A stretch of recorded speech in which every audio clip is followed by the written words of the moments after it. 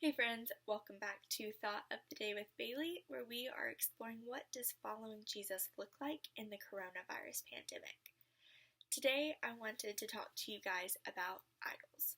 Now, this is something that I've been thinking about really since the beginning of all the craziness kicked off with the virus.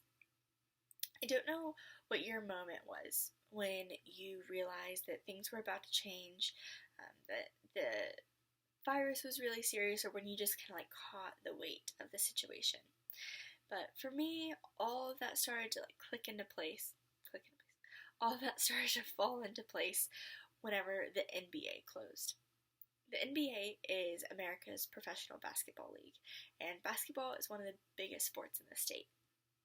And so I know that American culture worships sports and American culture worships money. And so whenever the NBA, one of the biggest sources of revenue and the epicenter of, or the elite epicenter of basketball closes, I know things are getting serious. I actually didn't even know closing the NBA was physically possible. But anyways, in that same kind of vein and thought process, I was just kind of processing what's going on and coming to terms with everything, and just kind of asking God, what are you doing? What is going on? And I feel like He just kind of gave me this word of hope for this season. Not necessarily that this is good that people are getting sick and people are dying. That's not good. But a hope that He will bring something good from this season. And I feel like He just revealed that this time when things are being stripped away is a real potential. And this potential is twofold. And one, it starts with followers of Jesus. For us, it is a season where we are going to be refined, or we at least have the potential to be refined if we will let Jesus refine us. But as things are being stripped away, there's this potential for idols to be revealed in us that we didn't even know we had. That there are things, whenever they are taken away, we actually realize how much we were worshiping that more than we were Jesus. Or there are idols in our life that we know are there, but we're still holding on to this lie that we need them, that they are better than Jesus. But I feel like Jesus is pursuing us in this season to say that I am better than all of your idols, and all of the gods that you've been worshiping that you didn't even know you were worshiping, they are failing like I said they would. And there's this real season for us to go through and be refined. And it will be painful, and it's not always fun, but it's so beautiful and so worth it. And then there's this other hope, or this other potential that I feel like God kind of revealed, and that is for the lost, and for people who are possibly really close to following Jesus, but are simply just too distracted.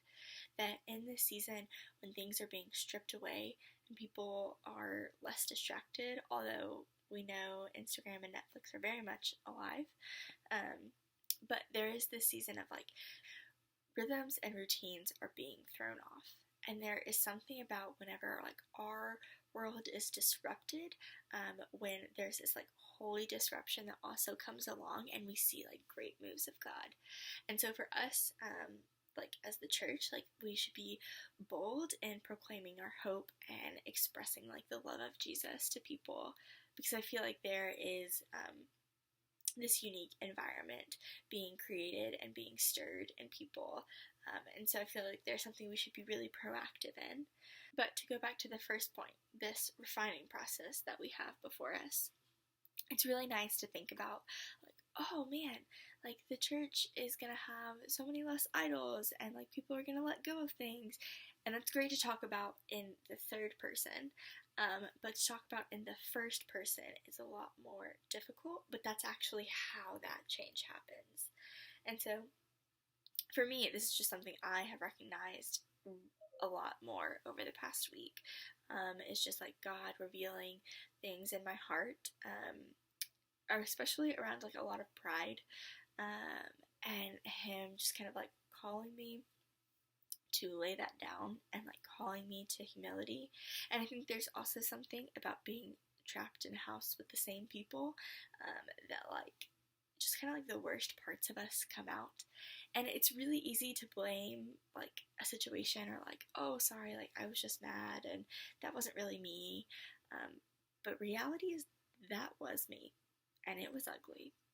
And I feel like the invitation of Jesus for us in this season is to meet him in the quiet place and to just fully accept our mess and fully accept the reality of who we are and our brokenness, and just like let Jesus meet us there and like let his love heal and transform us, and to also hold up these idols that are in our hearts and say like, Jesus, I'm really believing that this is better than you, and I don't want to, so like, will you change that?